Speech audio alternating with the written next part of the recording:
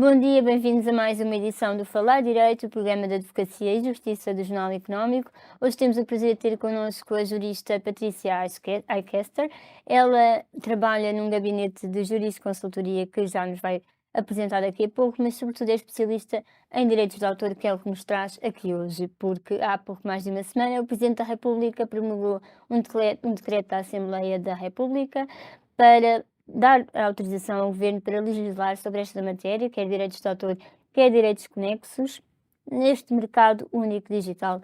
E é o que vamos saber daqui para a frente o que é que vai mudar. Porque, no fundo, é uma transposição de uma diretiva europeia de 2019. E o que lhe pergunto, Patrícia, antes de mais, obrigada por estar aqui connosco, Muito o que é que obrigada. vai mudar com o que agora foi promulgado? Acho que é importante relembrar o contexto político da adoção da diretiva, não é? E o facto de que, lembra-se com certeza que foi muito controversa a adoção, foi sujeita a múltiplas alterações, foi ficando, como se diz em inglês, watered down, ou seja, alguns dos preceitos foram diluídos por pressão política, mas a verdade é que a diretiva teve como missão, e foi isso que conseguiu, e o que foi implementado agora foi nesse sentido, criar equilíbrio, um certo equilíbrio que não existia, entre os interesses dos utilizadores de conteúdos e das plataformas e também os interesses dos titulares de direitos de autor. Precisamente por causa da famosa questão do value gap, não é? Porque havia aquela noção, e esse no fundo é o ponto de partida da diretiva, há aquela noção, na altura, de que, e que ainda tem que ser comentada em Portugal, obviamente, porque tivemos promulgação, ainda vamos ter consulta pública, não é? E o que sucede é que havia a noção de que as plataformas, as grandes plataformas da internet, estamos a falar de entidades, como sabemos, como Facebook e Google e outras que tais, hum, oferiam proventos a partir da utilização de conteúdos que eram fornecidos, eram alvo de upload para as plataformas pelos utilizadores, portanto não são as plataformas que lá inserem os conteúdos, mas os utilizadores que os lá colocam. Mas o que é certo é que quanto mais conteúdos existem nessas plataformas, mais utilizadores existem e mais publicidade, no fundo, as plataformas podem vender, não é? Portanto, é assim, havia proventos, havia aquela noção que havia proventos que eram oferidos pelas plataformas e que não eram partilhados de modo algum ou Essa devidamente. proporcionalidade existia em termos de utilizadores e receitas para as empresas, mas depois Exatamente. para quem colocava lá, os conteúdos, não era assim. Nada, exatamente. Então o que é que temos? Temos, normas que foram agora alvo, como bem diz, da promulgação. Temos normas que beneficiam, a ideia de beneficiar os titulares de direitos, e que colmatam essa noção do value gap.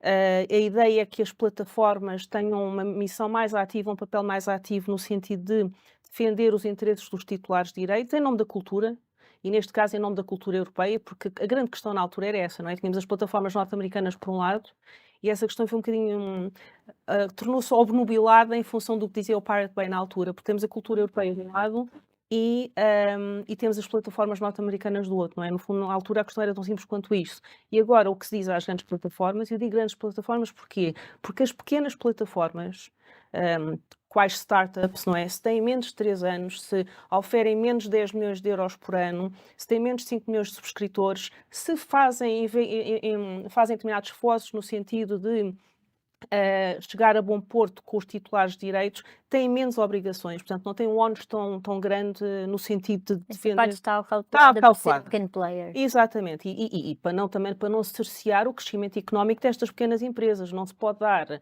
a uma pequena empresa a obrigação, também não seria justo que se dá a uma grande empresa, portanto há essa noção. Agora, as grandes empresas, de facto, têm as grandes plataformas, os gigantes da internet, no fundo, já têm que ter outra postura, têm de tentar com os titulares de direitos, com as entidades de gestão coletiva, hum, ter licenças, não é? Garantir licenças no sentido de utilização dos conteúdos e estabelecendo essas licenças, o que é que acontece? Cessam, no fundo, cessam os deveres da plataforma, praticamente, não é? Porque estão garantidas as licenças, não há violação de direitos e os utilizadores das plataformas podem usar os conteúdos à vontade, desde que para fins privados ou então com efeitos comerciais insignificantes, quer dizer, sem. Uhum. Portanto, é assim, os utilizadores ficam à vontade, as plataformas ficam à vontade e sabemos que se há uma licença em jogo, o titular de direito recebe alguma coisa. não fica milionário à conta disso seguramente, mas algum dinheiro recebe. Portanto, há uma partilha de proventos, há um sentido maior de equidade, de justa distribuição de rendimentos, não é?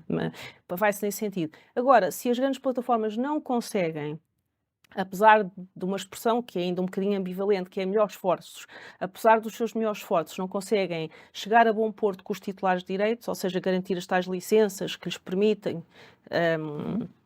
a existência, a manutenção desses conteúdos nas suas plataformas, o que é que têm de fazer? Têm de novo, recorrer aos seus melhores esforços. Então, estamos todos para ver estamos todos para ver o que isso quer dizer logo. Sim, não há uma clarificação desse tema. Não é um conceito. A Comissão Europeia, isto agora estamos a fazer um footnote, não é? Um à parte, mas a Comissão Europeia, em junho do ano passado, disseminou um paper de orientação quanto à implementação do artigo 17 e tenta, de facto, clarificar algumas noções. O paper, o documento da Comissão, não é vinculativo, mas obviamente que é muito útil. A Comissão diz que se trata de um conceito, o conceito de melhores é um conceito que é europeu, não é de mais ninguém, e é um conceito que se vai desenvolvendo agora ao longo do tempo. É certo que podia ter sido alvo de algum preenchimento pelo legislador doméstico e por outros pela Europa fora, mas o que vai acontecer com essa noção e muitas outras noções é que ficará nas mãos, no fundo, ficará nas mãos dos tribunais nacionais e, em fase subsequente, o Tribunal de Luxemburgo, isso é que vai ser importante, vai ser fundamental, a clarificação desse e de outros conceitos. Porque a Comissão emitiu esses guidelines um pouco tardiamente, a verdade é essa, não é? Mas também não são vinculativos. Também é verdade que isso foi utilizado pelo legislador português para justificar o atraso na implementação. Quer dizer, o facto de a natureza controversa da diretiva, o facto de que a Comissão só tinha disseminado esses guidelines tardiamente para ajuda na transposição, também é verdade que isso não impediu outros países de implementarem a diretiva. Daí Mas já irmos mais tarde a essa questão da demora. da demora, exatamente. Então, se calhar falamos Um pouco mais tarde. Pronto. Temos esta questão das orientações da Comissão, que chegaram tardiamente, mas que outras novidades, outros temas terá neste diploma que serão importantes para as empresas em Portugal? Para as empresas, o ponto que nos interessa foi aquilo que já referimos, não é? Que é o da obrigação de estabelecer contacto com as entidades de gestão coletiva a obter licenças e depois tem que ter aquela questão dos melhores esforços no sentido de impedir ou remover ou bloquear acesso a conteúdos ilícitos, sendo certo que a lei diz expressamente, porque a Comissão também diz isso nas suas orientações e o próprio Tribunal do Luxemburgo disse isso também recentemente, falaremos futuramente mais tarde no processo. Não podemos andar a remover conteúdos lícitos a torto e a direito, ou seja, tem que haver a remoção de conteúdos ilícitos, porque para não ir contra, não violar a liberdade de expressão do utilizador e a liberdade de expressão em geral, não é? Que inclui a partilha de conteúdos e o acesso à informação, à cultura e ao conhecimento. Portanto, é assim, há aqui um equilíbrio de interesses. Eu digo isto E no porque caso dos utilizadores? era isso que eu ia dizer, falou-me eu disse isto porque me falou na perspectiva das empresas. Em relação aos utilizadores, os utilizadores têm aqui a possibilidade, à conta da diretiva da sua implementação em Portugal, tem, por exemplo, a possibilidade de usar os tais mimos, que toda a gente usa, obviamente, mas licitamente, porque passamos a ter em Portugal a exceção da paródia, que não tínhamos antigamente, e que permite a questão dos mimos de forma lícita, que antes não era lícita. Mas há outros benefícios para os utilizadores em geral, por exemplo, para os professores, para os investigadores, para as entidades que mantêm o património cultural, e por outras entidades sem fins lucrativos que podem executar certas atividades licitamente, como por exemplo data mining e reproduções e usos digitais no sentido de conservação do património ou para fins de ensino. Portanto, há essa perspectiva que é fácil esquecer, que na altura se esqueceu um pouco quando do debate a nível do Parlamento Europeu, que é no sentido que a diretiva tenta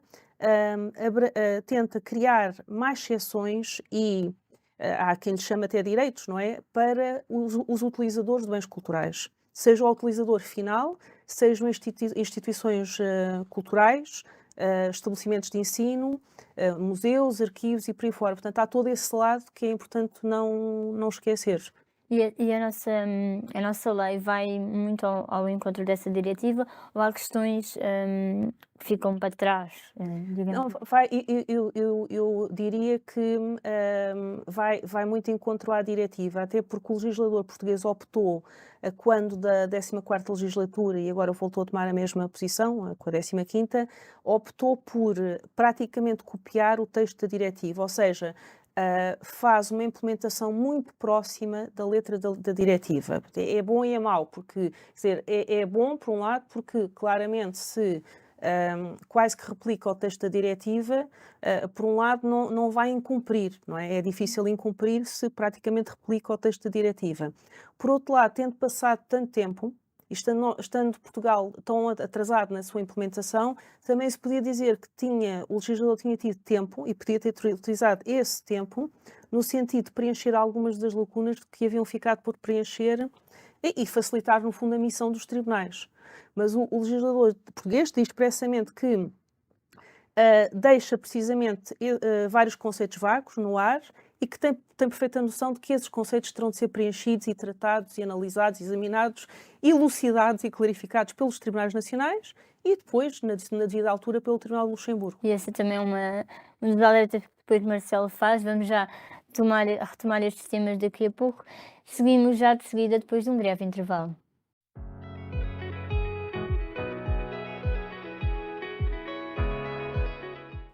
Regressamos à emissão com a jurista Patrícia Aikester, com quem estamos a falar sobre direitos de autor e direitos conexos neste mercado único digital. Patrícia, há pouco estávamos a falar desta questão da transposição da diretiva europeia, a quando da promulgação, e passo a citar, o Presidente deixou também um alerta sobre dúvidas que se poderão suscitar sobre a criação do novo direito conexo a favor dos editores de imprensa sobre as publicações periódicas, deixando então para mais tarde uma análise, quando houver clarificação também sobre este termo. Isto é um motivo de preocupação para isto? O que é que o Presidente quer dizer com esta nota? Eu aí diria apenas 3 coisas. Bom, a primeira é que não sei especificamente quer dizer, não sei quais são os detalhes do problema que o Presidente teve, em termos constitucionais, com o chamado press right, não é? Com esse novo direito. Porque o que é certo é que o legislador português, na lógica que referi há pouco, no sentido de implementar de forma muito próxima do texto europeu, não se afasta do texto que foi aprovado a nível comunitário, portanto, e não se afastando, não há problema em termos de incumprimento, não é? Porque está tão próximo do texto comunitário. Dá uma forma, um escudo também, a salvaguarda. Exatamente, é uma salvaguarda, de certa forma, quer dizer, falámos há pouco dos dois lados da moeda, não é? Quer dizer, por um lado está tão próximo que não podemos dizer que cai em cumprimento. E por outro lado, por estar tão próximo, também deixa certas noções por preencher. Mas isso também, essa menção também nos faz lembrar que vamos ter um período de consulta pública e que quando a consulta pública podem ser debatidos e falados esses e outros temas. E, aliás, isso invoca também outra questão, que é a importância do processo de consulta pública. É muito importante porque permite que os cidadãos e as entidades participem no processo legislativo, o que torna o processo mais democrático, mais transparente, se for levado a sério, como é óbvio. O meu terceiro ponto, que eu disse que, assim, à partida teria 3, é que ainda temos o nosso Código de Direito de Autor e Direitos Conexos.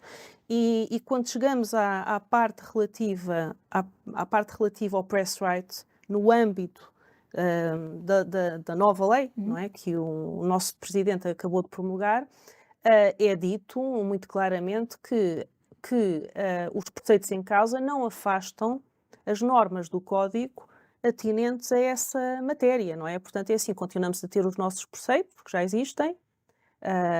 Olha, por exemplo, quanto aos direitos de de quem cria jornalismo, não é? Os direitos dos jornalistas, os direitos, olha, como eu, quem é cronista, não sou jornalista, mas sou cronista, não é? Portanto, se temos papéis diferentes, os nossos direitos persistem, independentemente do press right, você continua a ter direitos e eu continuo a ter direitos como criadoras de material de uso autoral. Portanto, uma coisa não afasta a outra. Mas teremos mais esclarecimentos em sede de consulta pública e por isso é que o processo de consulta é muito importante, não é? As entidades de gestão coletiva vão seguramente avançar questões a esse respeito. Já há uma data para esse. Não há data. É breve.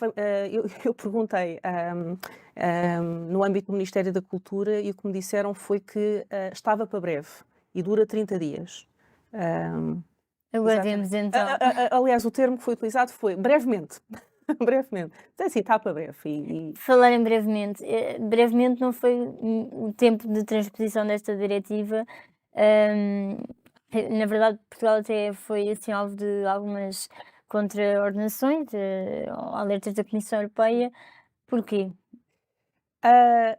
Alegadamente, e quando a tentativa de transposição, da primeira tentativa do take one, não é? Transposição, em tempos da 14ª legislatura, portanto antes da queda do governo, foi dito na proposta que o atraso devia à natureza controversa da diretiva, portanto era tema complexo, ao facto de a Comissão, já falámos nisso há pouco, tinha demorado o seu tempo a emitir orientações no sentido de transposição do difícil e controverso, também o controverso artigo 17, que só apareceram em junho de 2021, e também porque havia um processo, foi um processo de peso da Polónia, no Tribunal de Luxemburgo, no qual a Polónia dizia que o artigo 17 tinha de ser eliminado no todo ou em parte. De forma que, quer dizer, o que o Governo alega é que está à espera de todas estas instruções, orientações, por um lado da Comissão e por outro lado do Tribunal de Luxemburgo, e só depois é que fará a sua implementação. E, portanto, assim se justifica o atraso. O que é certo é que a Comissão Europeia nos divulga e nos fornece as suas orientações em junho de 2021, se não estou em erro. O tal processo de Polónia, que pretende eliminar no todo em parte o artigo 17, é objeto de clarificação a 26 de abril do ano passado. Portanto, a partir, assim, no mínimo dos mínimos, a partir de 26 de abril, nós já podíamos ter a implementação, não é? Isto é esperando mesmo até à última hora. Porque o Tribunal do Luxemburgo disse que se podia manter o artigo 17, não havia que eliminar o artigo 17, porque o que era preciso era ter cuidado em sede de filtragem automática dos conteúdos. Ou seja, quando é feita a filtragem dos conteúdos pelas grandes plataformas, tem que se ter em conta a liberdade de expressão. Portanto, não se pode fazer à Lagardère, não é? Tem de haver algum cuidado, exato, não pode ser um processo de censura, não pode montar a censura. Também é verdade que, e já porque se sabe que isso vai acontecer, e já acontecia há tanto tempo, e há tanto tempo que isso acontece no âmbito do YouTube. O YouTube usa Content ID e bloqueia e remove conteúdos a torto e a direito, não é? Há anos que faz isso. O que acontece é que depois é importante, existe no âmbito do YouTube e é importante que exista no âmbito de qualquer grande plataforma, um processo de recurso e de queixa que o utilizador pode invocar para dizer, olha, removeram-me o conteúdo ou bloquearam e o conteúdo é lícito. Portanto, o utilizador tem a possibilidade de apresentar um pedido fundamentado, esclarecendo, explicando a questão, para que o conteúdo, se for caso disso, possa ser disseminado de novo ou desbloqueado. Certo, o que isso é E é suposto ser, é a questão da liberdade de expressão. E já agora pensando noutro tema que gera outro value gap nos dias de hoje, e estamos nós ainda a tratar de um value gap anterior, mas a tecnologia está sempre 8 passos à frente. É que é suposto este processo de recurso ser supervisionado, controlado por um ser humano, porque tudo isto é feito pela máquina. Portanto, uma das questões que foi explotada e foi examinada e foi alvo de solução a nível comunitário e também em Portugal. Não podem ser os algoritmos a definir o que é. Definem, mas depois tem que haver supervisão humana. Certo. O que leva à questão do novo value gap, não é? Que é a questão do value gap gerado pelas criações que decorrem da inteligência artificial. que para mim é o novo Value Gap. Estamos nós ainda a tentar tratar. Partindo daí, e antes de continuarmos esta questão, é de facto o Data Act, ou a legislação sobre a inteligência artificial no âmbito da União Europeia, Sim. é também outro, futuramente vai ser uma questão para os Sim. direitos de autor. Sim, exatamente. Eu acho Neste que momento ainda não se coloca, porque Portugal ainda não transpôs esta. eu não sei, temos aqui um problema muito grande que ainda não foi resolvido, que é o problema autoral, não é? Uhum. A questão autoral é no sentido de se determinar a nível nacional, claro, que nos interessa a questão nacional, mas a nível regional, ou seja, comunitário e a nível global também, quando possível, não é? A questão da inteligência artificial sob a perspectiva de output e de input, porque para que sejam geradas as obras que são geradas mediante o fornecimento de dicas, de hints aos temas de inteligência artificial. Com a ajuda do chat GPT, por exemplo. Exatamente, é um dos mecanismos. Esse gera texto, não é? Damos umas quantas dicas ao chat GPT, e E ele de quem é o gera. texto, não é? Exatamente, portanto, aí temos essa é a questão do output, ou seja, Eu até lhe deixaria essa questão para falarmos agora na terceira parte, que certo, estamos aqui certo, ao tempo da nossa segunda parte a chegar ao fim, e é de facto um dos temas prementes hoje em dia. é fascinante. Agradeço-nos, continua a seguir para a terceira e última parte deste programa.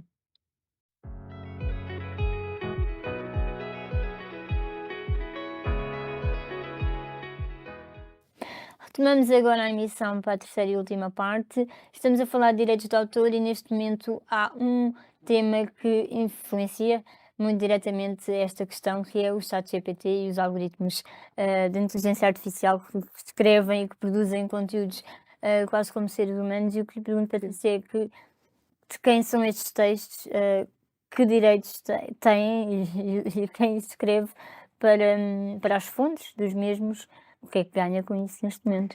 Olha, eu penso que a forma mais fácil de olhar para essa questão, que é uma questão que nos fascina a todos hoje em dia, sobretudo desde o release do da ChatGPT 4, não é? Uhum. Esse tem que ser adquirido, repare, já se ganha, Opinião. já se ganha bom dinheiro com isso, para quem o criou, não é? Há duas questões básicas. Uma é a questão, eu diria que uma é a questão do input e outra é a questão do output. É a forma mais fácil de ver a coisa. Portanto, por um lado temos material basicamente protegido pelo direito de autor, que é inserido na máquina para efeitos de machine learning, não é? Para que a máquina depois, mediante a inserção, o fornecimento de prompts, de dicas, possa gerar conteúdos, não é?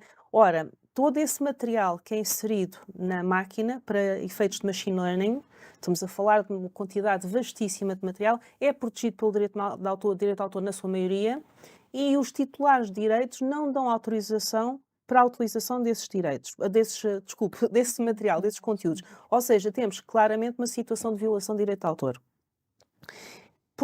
Obviamente também que o utilizador do lado de lá, não é, que está a utilizar esses programas, quando usa os programas e saem os tais textos ou novas imagens ou vídeos, seja o que for, com base no uso da máquina, também está a violar o direito de autor porque está a utilizar material que foi inserido na máquina sem autorização. Portanto, aí temos outra questão, falámos há pouco do Value Gap, temos outra questão, uma nova geração de questão Value Gap.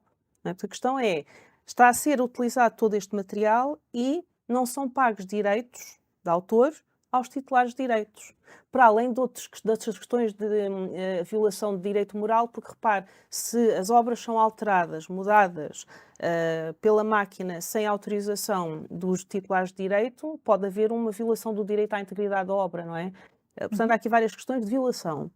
E depois temos uma questão que eu acho que é fascinante, que é a questão da titularidade, da existência de direito de autor no que toca ao que sai, ao que a máquina fornece, com base nas dicas que lhe são fornecidas, na existência de proteção de uso autoral e na titularidade de direito. Porque a questão é, surge o tal quadro, não sei das quantas, ou um novo texto, uma essay, um artigo, sei lá, surgem todas essas coisas com base em prompts que são dados à máquina e que, por sua vez, passa por um processo de aprendizagem que lhe permite ter padrões, dizem, de pensamento tão semelhantes aos do ser humano, não é? Mas a questão é, a quem pertence este material, não é? Porque a lei pelo mundo fora é muito clara no sentido de determinar, implícito ou explicitamente, que o autor é um ser humano. Se o autor é um ser humano, não é? Então o direito de autor não pertence à máquina, não é? E há perspectivas desse ponto ser Há quem, alterado? há quem diga que o mais fácil é recorrermos à lei inglesa, porque a lei inglesa comporta já há muito tempo uma solução para tudo o que é feito, gerado pela máquina, para machine generated works. Portanto, é a mesma expressão que é utilizada. Porque repare que na Europa continental e nos Estados Unidos também, por exemplo, na Europa continental há uma noção muito forte que a obra é uma criação do espírito. A obra é uma criação, é mesmo uma criação intelectual, uma criação do espírito. Portanto, é assim uma criação do ser humano. Portanto, é muito difícil sair daqui, não é? Nos Estados Unidos, recentemente, a 22 de fevereiro, o registro norte-americano, US Copyright Office, determinou, e já estávamos à espera desta decisão há muito tempo, e houve muita conversa sobre esta decisão, e o US Copyright Office disse que, em relação a uma obra que continha imagens geradas pelo computador, pelo um programa de inteligência artificial, e 18 páginas de texto, isto tudo feito por uma autora, o texto por uma autora, mas que lá inseriu também as imagens geradas pelo programa de inteligência artificial, e o US Copyright Office foi muito claro e disse as obras têm de ser geradas por um ser humano. Portanto, o texto, as 18 páginas de texto são protegidas pelo direito de autor, ela pode registar aqui no nosso Copyright Office. Lá o que foi gerado pela máquina, essas imagens podem ser fantásticas, mas não são protegidas pelo direito de autor, não podem ser registadas. O que é que isto também significa? Que podem ser utilizadas à vontade. Ou seja, tudo o que é gerado pela máquina nesta altura fica sem proteção, o que também significa que podemos utilizar à vontade. Podemos replicar, podemos vender, podemos fazer o que queremos, porque não há proteção. O que é que diz a lei inglesa? Que é a tal solução que há quem diga que se pode utilizar, replicar para este contexto. E também é uma solução que também existe em moldes se calhar não tão adequados a este contexto, na Irlanda, Hong Kong e por aí fora. Diz que o direito deve ser atribuído a quem faz os preparativos que permitem a criação dessa tal obra em sede de inteligência artificial. Agora, a questão ainda permanece ainda uma questão, que é de saber quem é que faz esses tais preparativos. É o investidor, é a entidade que investe na criação do programa artificial, é o programador ou programadores, não é? Ou é o utilizador que dá as tais dicas à máquina, Isso a partir daí produz. e produz, portanto, mas quem é? Ou são todos. E então criamos um direito, um joint right, não é? Um direito que é partilhado por estas três entidades. Não sei, quer dizer, não sei. Portanto, é assim, aí temos um longo... É engraçado que ainda não temos a nossa lei em ordem no que toca ao value gap há não sei quantos anos relativo às grandes plataformas, e começamos a ter um value gap muito grande no que toca no que toca à inteligência artificial, sobretudo se nos lembrarmos que se essas tais obras que estão a ser vendidas por, começar por milhões, não é? Por grandes leiloeiras, se essas tais obras não são alvo de proteção, não é? Podem ser replicadas sem punição, sem qualquer sanção legislativa, e por outro lado, já também sabemos que violam, quem as faz viola o direito de autor. Portanto, também pode um processo ser intentado contra as entidades em questão, porque há uma violação de direito de autor cada vez que isso é feito. Muitos temas prementes na área da propriedade intelectual, de facto. E porque falamos de propriedade intelectual e o Dia Mundial da Propriedade Intelectual está-se a aproximar, dia 26 de abril, este ano temos um tema fantástico aqui para nós, mas é verdade, é as mulheres, não é? As inventoras, as inovadoras, esta determinação das mulheres, porque é que este ano a Organização Mundial da Propriedade Intelectual teve de chamar a atenção para a questão das empreendedoras? Chamou a atenção este ano, mas há outras entidades ligadas à propriedade intelectual que já vêm acentuando esse tema há alguns anos, porque é um tema que permanece, não é? A questão da inventora, a questão da criadora, que está associada ainda a uma outra questão, não é? Que é do preconceito de género, que subsiste há muito tempo e que tem acompanhado a permanência ou a ausência desse preconceito de género em termos cronológicos e em termos de geografia, não é? Portanto, em geral, ou seja, a evolução do estatuto da mulher em geral, esse padrão comportamental em geral, depois tem reflexos no âmbito da propriedade intelectual. E eu já agora chamava-lhe a atenção nesse campo. Isto é um dado empírico, segundo o qual, segundo o Women's History Blog, entre 1855 e 1865, portanto, entre 1855 e 1865, as mulheres obtiveram, em média, pouco mais de 10 patentes por ano, enquanto os homens granjearam mais de 3.700 patentes por ano. Portanto, as mulheres, cerca de 10 por ano, não é? Século XIX.